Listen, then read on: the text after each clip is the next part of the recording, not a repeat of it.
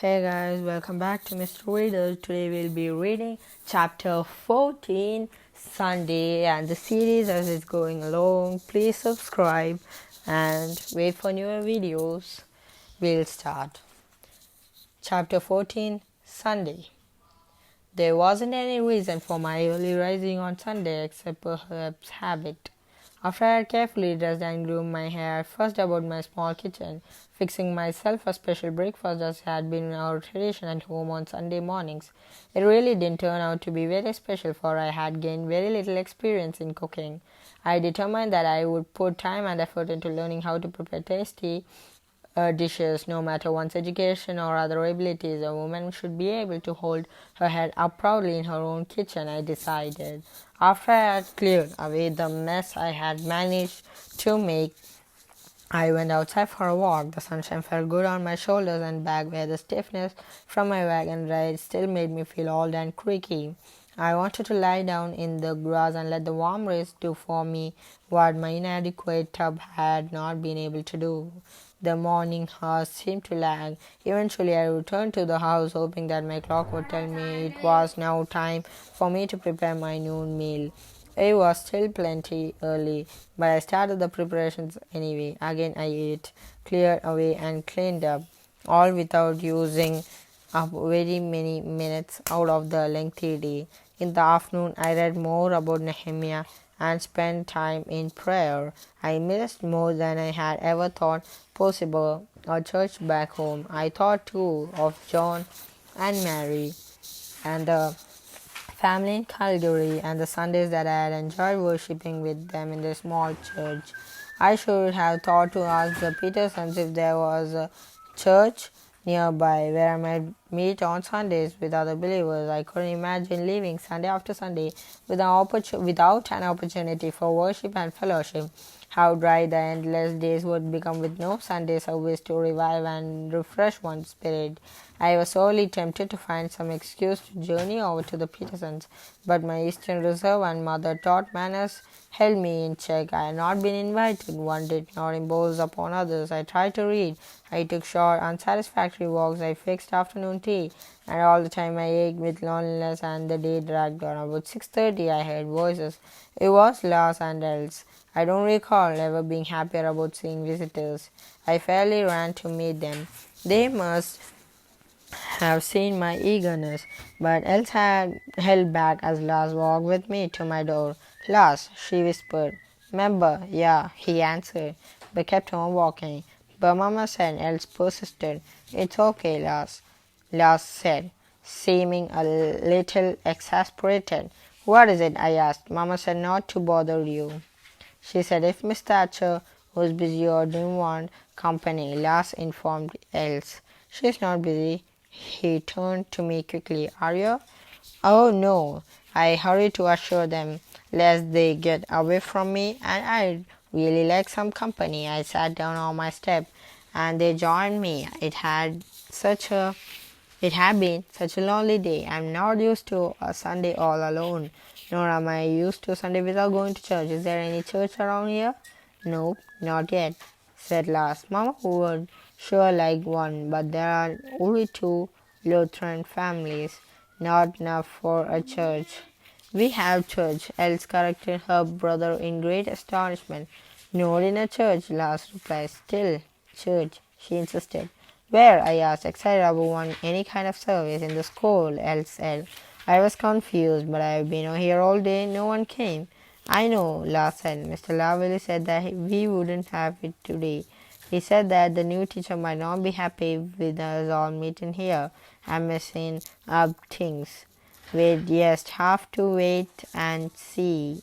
That's it, I said, thankful that I wouldn't have to put it in another Sunday like this one. I'll speak to Mr. Lavelli and we'll have church as usual next Sunday. Elle's eyes lit up and I could tell that she too had missed church that day. Lars didn't appear to care too much one way or the other. Ma says, you need knitting? No, nothing. You haul such a good wood supply that I still have plenty. The days are nice and warm, and I let the fire go out as soon as I had finished cooking my food. And water? It's good for me to hold my own water. I just finished getting a bucket. I glanced down at my hands. My scratches were healing nicely, but already my hands had lost their well cared for look. I wasn't unduly upset by it, but I wasn't especially pleased with the new look either. Julie would laugh or cry out in alarm if she could see my hands now. I smiled. Looking back at Lars, I suddenly thought of Matthew, how good it would be to have him here with me. For some reason, which I couldn't put my finger on, I decided that this land would be good for my young brother Matthew also. Else's question brought my mind back to my visitors. Did you get their books? She asked in a soft voice. Yes, I did. Mr. Laverly came right over after you saw him on Friday. Lars, I must thank you for going over so promptly. Lars flushed slightly at my thanks, so I hurried on. We went to Lacombe in the wagon and got all of my things. I have unpacked everything and organized both the schoolroom and my house. Do you want to see them?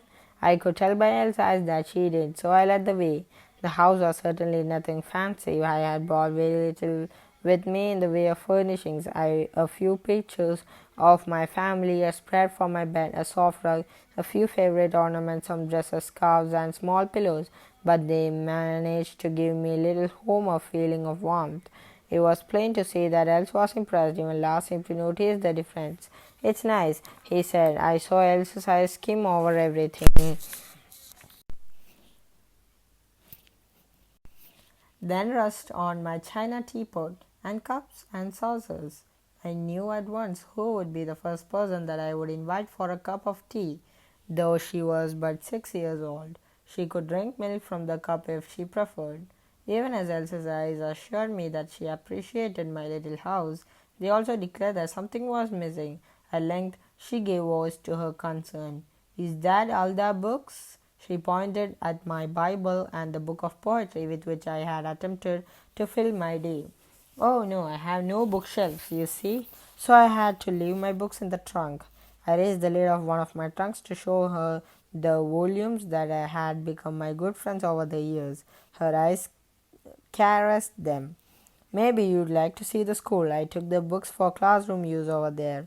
They both flashed excited glances at each other. So together was we walked to the school. If I had been in doubt about teaching in a one-room classroom with students who had never had any formal learning, I would have lost all such doubts after seeing their response to their first look at the school.